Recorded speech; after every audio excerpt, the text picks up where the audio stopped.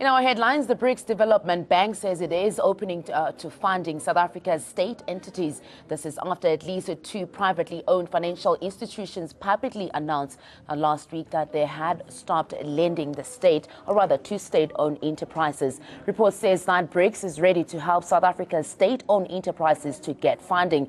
Brics Vice President Leslie Marzendorp says the object of the bank was to help members state, and the bank already had bankable projects in all 5 member state countries. Last week, an asset manager, Future Growth, pulled the plug on Eskom and said it would no longer provide new loans to CEOs.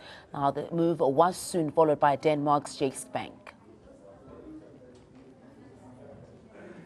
And joining me on the phone is economist Dr. Azar Jamin. Now, welcome, sir, to Newsroom. Now, is this a relief that the news that the Brics Bank is ready to help their SOEs get funding?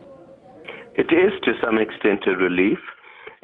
When Future Growth decided that it was not going to lend anymore to SOEs, one was afraid that this would precipitate a domino effect amongst all lenders to SOEs, and that therefore these SOEs, if they wanted to borrow money, would have no option but to go to the South African government to borrow the money. And the problem with that is that the South African government, in turn, would be itself obliged to borrow the funds to lend out to the SOEs, which would raise the public debt inordinately and compel ratings agencies to downgrade South Africa's foreign debt. So if one hears that a Brics Bank can be a source of such funding, it does indeed come as a bit of a relief.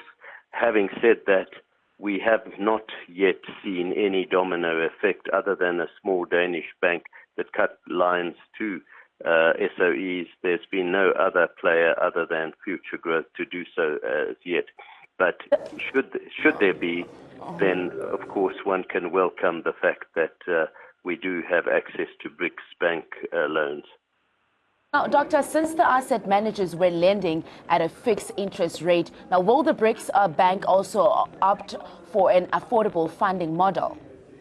I believe that they would lend the money at an affordable level, otherwise they wouldn't be in business. They have to do so at an affordable level, and especially bearing in mind it is to state-owned enterprises of one of the country members of the Brics Bank, all the more reason why they would not want to make such loans prohibitively expensive.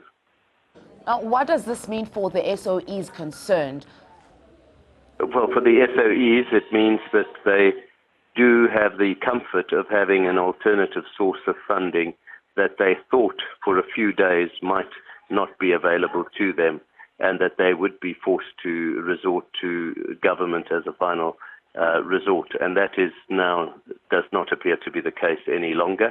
And I think it's a positive move more generally for the prospects of our ratings agency reviews. And so I think that is one of the reasons why the rand has not fallen out of bed, notwithstanding the bad news from Future Growth. Now, is this likely to address the generalization that there are corporate governance challenges within the SOEs? I think there is a generally accepted narrative that, in fact, the SOEs do have major corporate governance problems, and I think this will not affect that in any bit whatsoever. I think there will still be those perceptions. Should the SOE still engage the Future Growth on concerns that led to a decision to no longer provide new loans to the parastatals? Yes, I think that there should be ongoing negotiations, even with Future Growth. Remember, Future Growth is the biggest bond lender in South Africa, and as a consequence, I think it would be very useful for the parastatal organizations to engage with Future Growth to ensure that they can find a decent and workable solution to restore normal lending and borrowing relations. Thank you so much, Doctor. We do appreciate your time with us.